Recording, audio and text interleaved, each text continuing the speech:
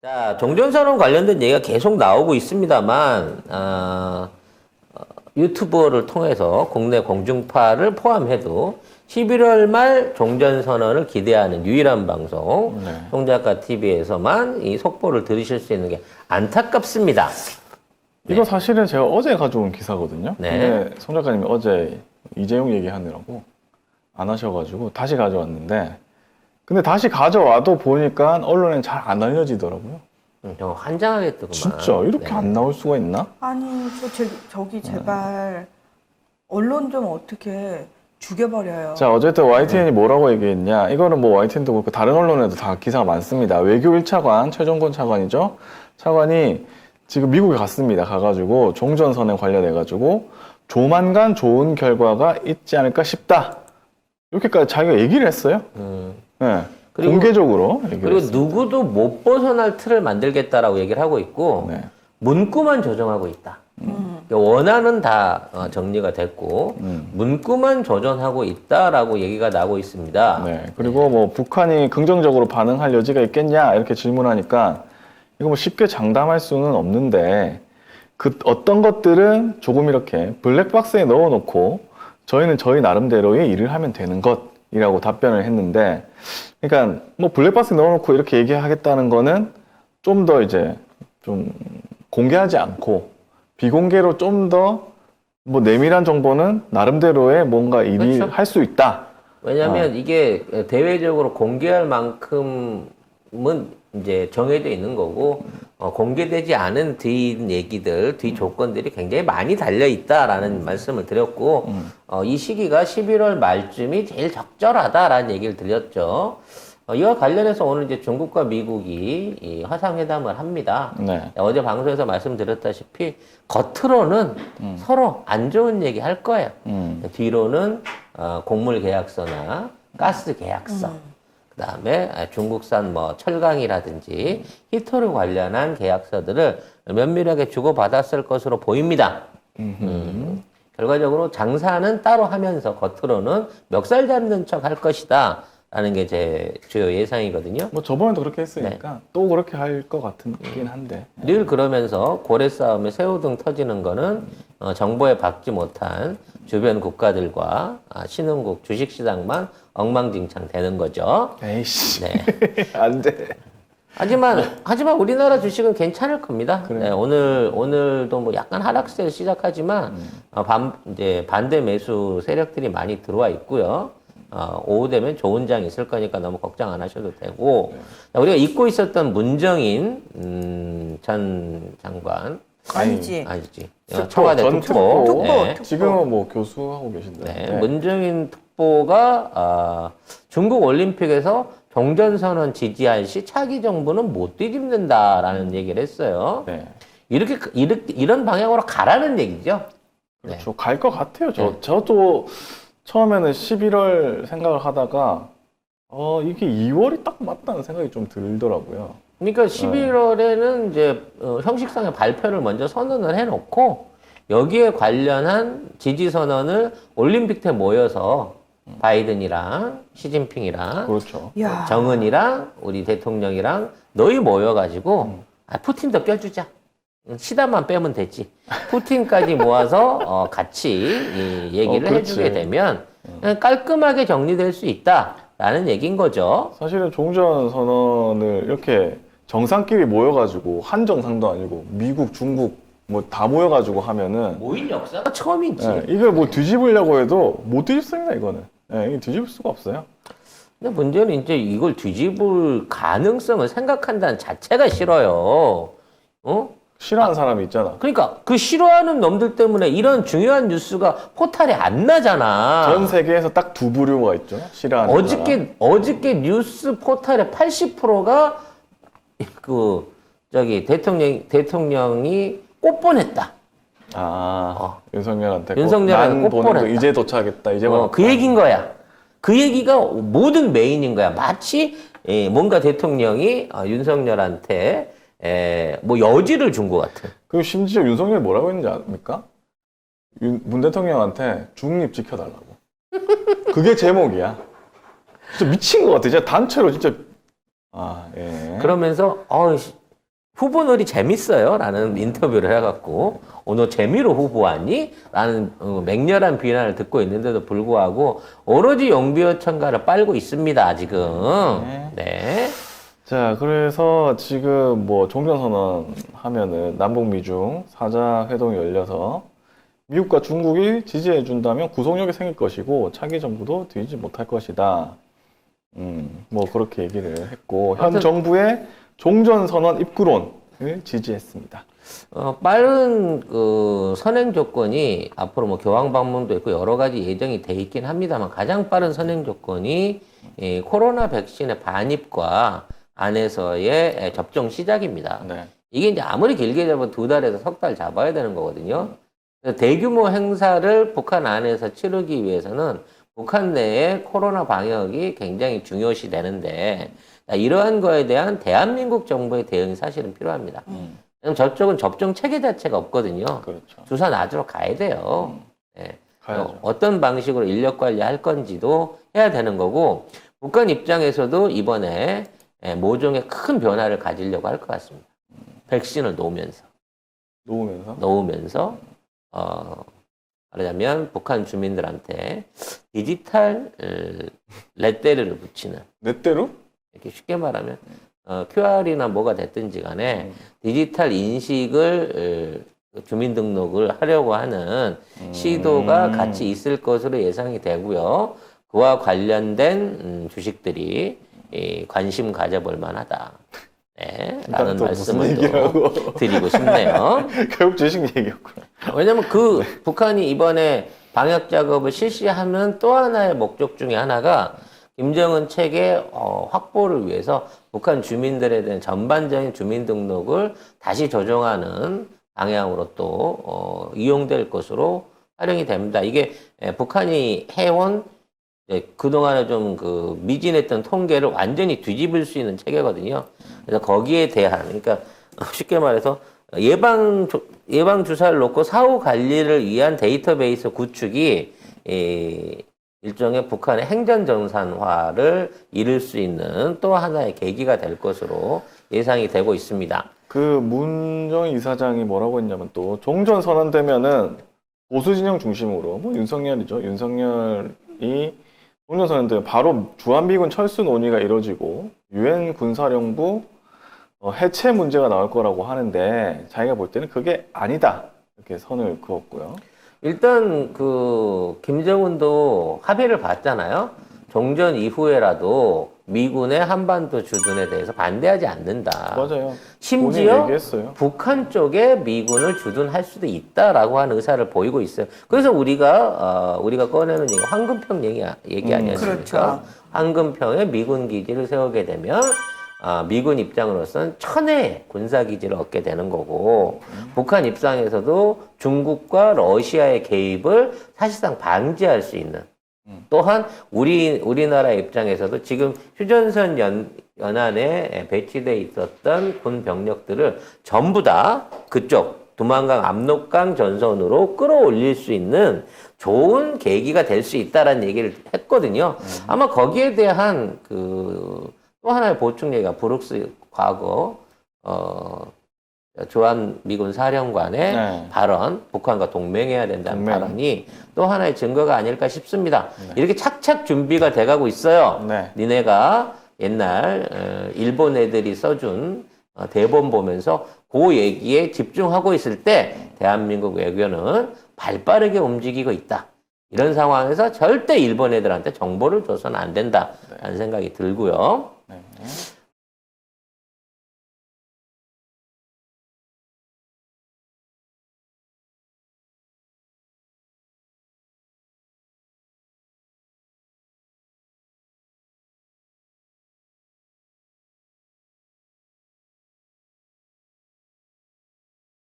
다음은 이제 경제 교류 협력 관련된 많은 말씀 드리고 있습니다. 지금 북한이 열심히 관광 준비하고 있다는 얘기는 전해드렸는데, 네. 송 작가 TV가 지적했던 산림 협력, 그렇습니다. 네, 본격화되기 시작했습니다.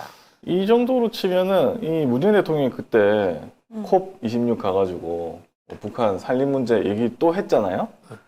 그렇게 하자마자 이제 또 노동신문이 11자 기사에서 산림 복구 전투의 줄기찬 노정, 나날이 변모되는 조국 산천 이런 제목으로 그렇게 읽으면 안 돼. 산림복구 전투의 줄기찬 노정, 나날이 변모되는 조국 산천. 어우, 좋아, 좋아. 그렇지. 야, 다양하게 취업하려고 미리 준비하는구나. 네, 이렇게 해가지고 뭐 사진도 올리고 했는데 뭐 이렇게 만약에 우리나라식으로 하면 북한에 만약에 조중동 같은 언론이 있었다면은 이거 문재인 하명법 아니냐? 문재인이 시키는 대로 하는 거 아니냐? 문재인이 시키는 대로 뭐 산림도 복구해? 아이씨 안 되겠네. 종문이야? 뭐 이렇게 얘기하지 않았을까? 북한에 정문. 좋다. 아유, 네, 종문 북한이 지금 산림 협력에 대해서 얘기를 하면서 산림복구 전투는 만년 대계의 애국 사업이며 10년 앞을 내다봐야 하는 장기적인 사업인 만큼 뭐 한두 해 나무 심어보고 이게 성과가 뜨지 않는다고 해서 맥을 놓아서 절대 안 된다 이렇게 김정은이 얘기했다 라고 신문이 상기를 했습니다. 북한식 표현들이 있어. 그 특유의 표현들이 우리가 거의 일상적으로 쓰지 않는 뭐 맥을 놓아서는 절대로 안 된다. 뭐 이런 것들. 그래서 지금 보면 북한 이런 사진이 있거든. 막 거의 민둥산이에요. 에휴. 그래가지고 막 이 사진을 이제 올리고 있는데 저 산에는 아무리 나무를 심어봐야 소용이 없습니다. 토양이 산화돼 갖고요. 이미 산화됐기 때문에 저 자체는 저렇게 심어서는 안 되고, 전 세계에서 유일한 그 대한민국의 산림 기술만이 저 산을 살려낼 수가 있습니다. 이제 이렇게 북한이 왜 이렇게 산이 많이 이제 민둥산이 됐나 여기에 대해서는 90년대 고난의 행군 시기에 땔감이 없어가지고 지금 마구잡이 벌목을 했대요. 네. 그래가지고 산림이 너무 황폐가 돼가지고 문제는 저런 벌목을 하고 나는 이후에 북한이 기후변화로 굉장히 많은 폭우에 피해를 받았어요. 그래서 비만 내리면 네. 이제 산사태가 나고 그래서 산성화된 토양들이 비에 깎여 내려가지고 지금 사실상의 산 주변에 있는 북한 농경지들을 완전 산화를 시켜버렸습니다. 그러니까 산에서 흘러내리는 토사를 막지 못하면 북한의 농사가 제대로 될 수 없는 지경에 와 있는 그 거예요. 농사도 그렇고 네. 그런 시설들이 있잖아요. 시설들도 자꾸 이제 산사태가 나면 모래에 쓸려가지고 그게 못 쓰게 된대요. 그래서 우리는 전 세계 사막을 녹지로 만든 기술을 갖고 있는 국가입니다. 그리고 일단 그 북한에 있는 저 수종들은 성장이 느리고 토지를 쥐어주는 힘이 없기 때문에 저게 제대로 처리가 안 돼요. 저는 어떻게 저걸 해야 될지 알고 있습니다. 어떻게 해요? 어떻게 해요? 응? 어떻게 해야죠? 어떻게? 우리 또 산림기술 연구하시는 분하고 네, 또 그 깊은 한 잔을 하면서 깊은 안전. 많은 대화를 나눴죠. 그러니까 지금 있는 저 산에다가 심는 거 모래밭에 나무 심는 거랑 똑같아요. 지금 저기 흙 색깔이 정말 황토색이잖아요. 황금색이잖아요. 네. 저 색깔이 별로 좋지 않은 색깔인 그렇죠. 거예요. 산화가 돼 있기 때문에 양분이 없어요. 좀 더 엄청 진해야 되지 않을까요? 좀 진하고 그죠? 색깔이? 그러니까 약간 검붉은색 뭐 이런 그쵸. 게 네, 돼야 그런 되는 거거든요. 느낌이죠. 근데 그게 되려면 부영토 그러니까 기존의 낙엽이라든지 이 유기물이 썩어가지고 누적돼서 섞여줘야 돼요. 그러니까 저기다는 일반 비료를 뿌려도 저기서 못 자랍니다. 그렇기 때문에 저걸 기초적으로 살릴 수 있는 식생 환경은 첫 번째 풀입니다. 풀. 저기 또 하나의 파산기 아닙니다. 아니죠? 네. 예. 과학적으로 말씀드리는 거예요. 예, 예. 네. 이걸 가지고 파산하신 경험이 있으신 건 아니니까 걱정 안 하셔도 됩니다. 예. 일단 저기 있는 토양을 이제 잡아줄 수 있는 흘러내림을 막기 위해서 일단 풀씨를 심어야 됩니다. 풀씨. 풀을 뿌려야 되는 거죠. 풀이 씨가 있어? 우리가 말하는 기능성 잔디가 필요한 겁니다. 기능성 잔디. 네.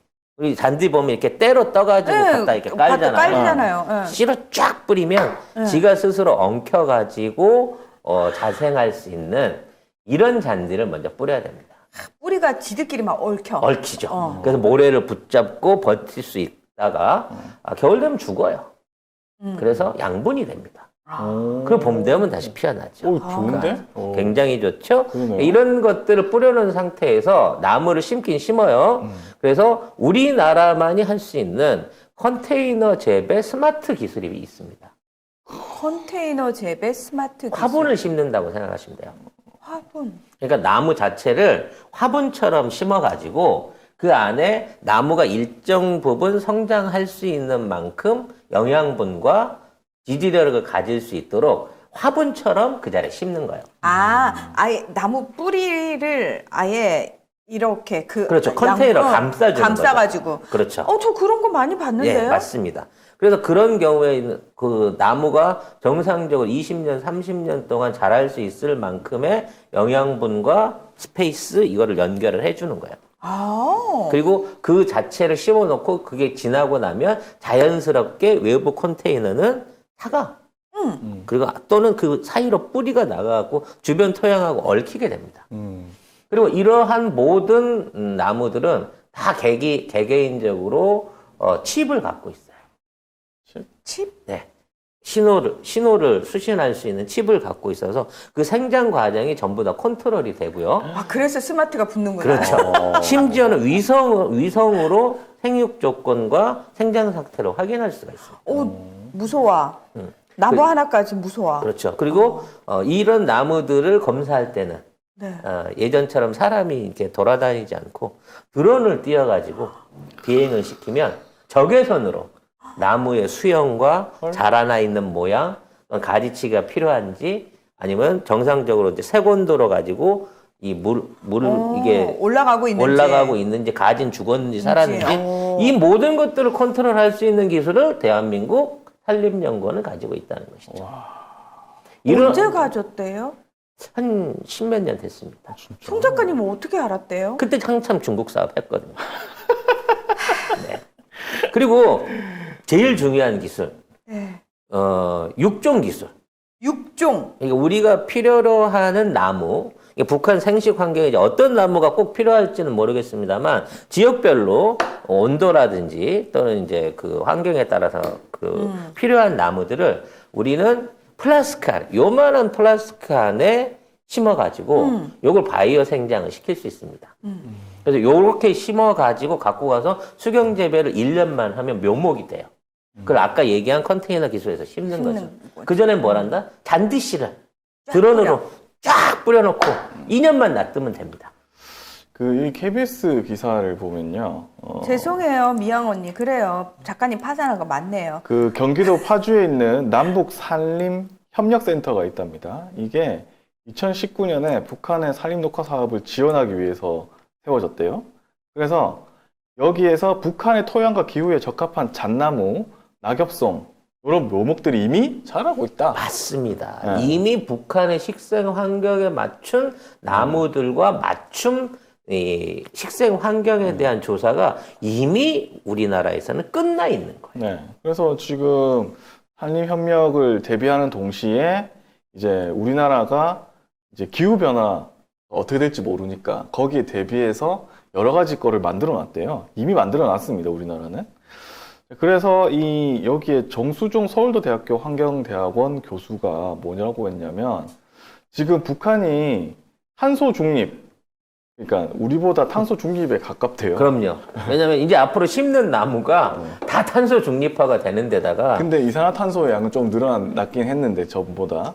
근데 이게 우리가 이 기술을 가지고 탄소 흡수량 이제 늘어나게 하면 세계에서 우리가 또 인정받을 수 있고 그렇죠. 북한도 산림이 뭐 녹화돼서 좋고 서로 다 좋다는 어차피 거예요. 통일 환경이니까 네. 우리 가진 공장이나 발전소에서 나오는 거 북한에 심은 상계하는 나무로 거죠. 퉁쳐버릴 수 있다는 상계하는 거죠. 거죠. 서로. 그렇죠.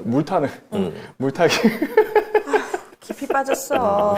물타기가 네, 누가 보면 탄소 수억 넣은 줄 알겠어. 탄소 물타기가 가능한 거죠. 탄소 배출 물타기가 되면서 더하기 우리나라가 이렇게 탄소 배출을 위해서 기술도 뛰어나다라는 거를 전 세계에 알릴 수 있는 이런 기회다. 지금 이 부분과 관련해가지고 사실은 이번에 왜 제26차 유엔 기후변화협약 당사국 총회가 열렸잖아요. 사실은 여기서 굉장히 핵심 의제 중에 하나가 뭐였냐면은 이거 탄소 배출권을 이제 사고 파는 시장 있잖아요.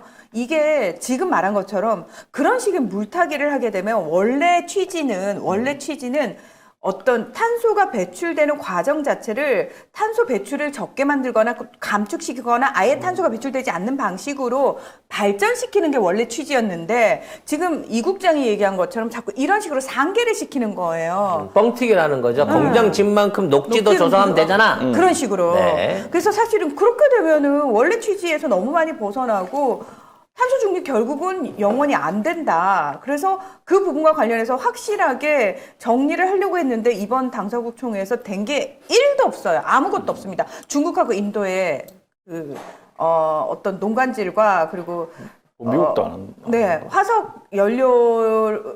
화석 연료와 관련된 그 관련 업계가 엄청나게 로비를 많이 벌여가지고, 예. 중국과 미국이 앞으로 점진적으로 줄여 나간다. 근데 언제까지? 2060년까지. 그게 뭐야, 이씨. 앞으로 50년은 지금처럼 하겠다는 건데. 그러니까 이게 원래 지구의 평균 온도가 1.5도씨 이상 상승하게 되면은 심각한 현상이 파국이라고 표현을 해요. 전문가들은 이게 뭐냐면은 그냥 날이 좀 더워졌네가 아닌 거예요.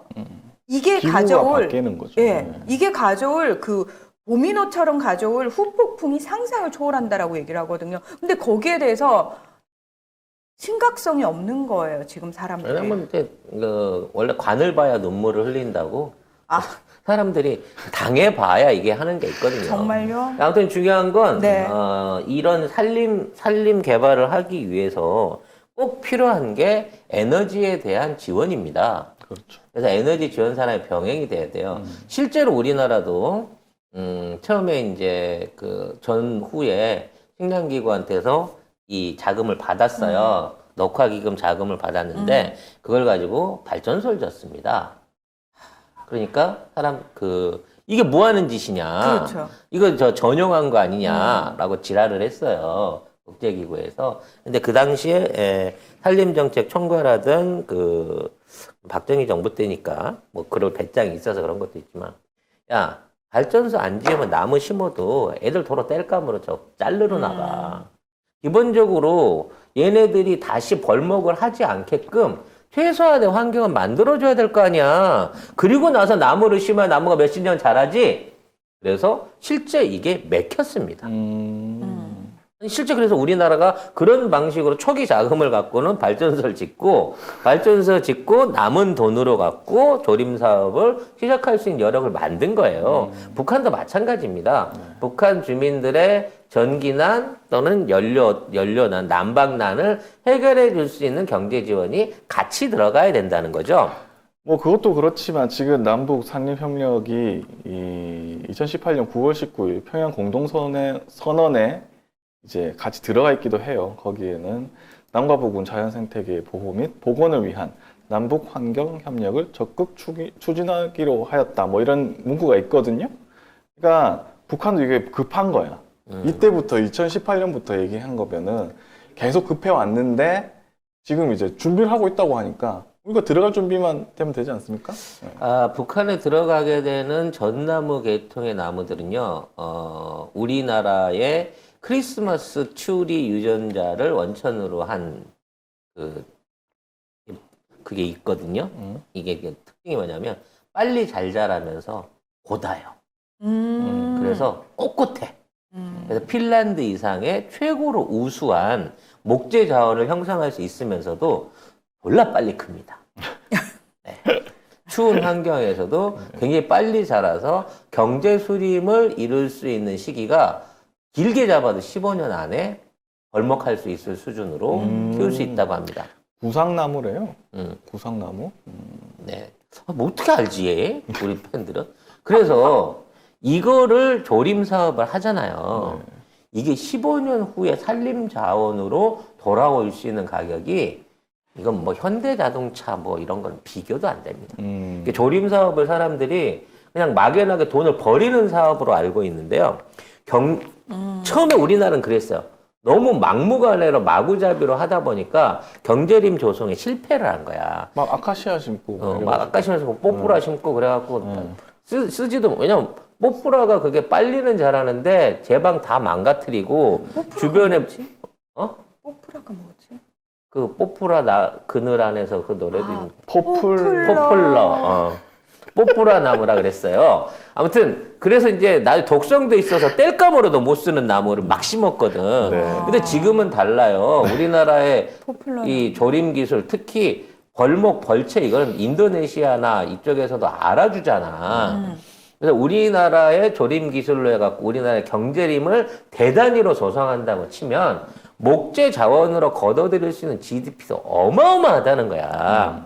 근데 우리나라에 있는 기존에 있는 산은 밀어야 돼.